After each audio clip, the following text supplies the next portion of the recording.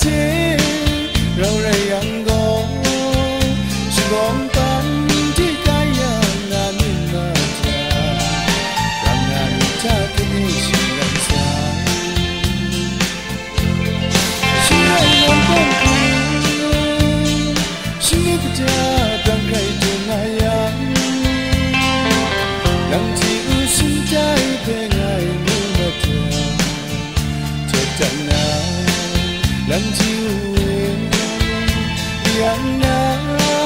so so pele chỉ còn đang lá ngại ngừ qua sự ayo làm chiều em Hãy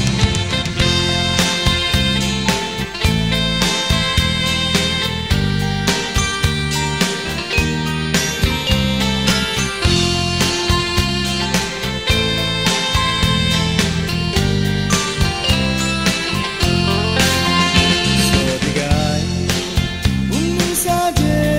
Mì Gõ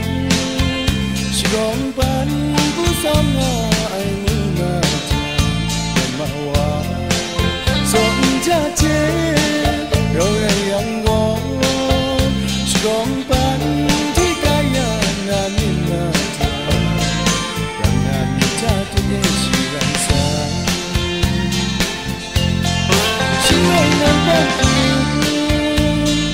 những video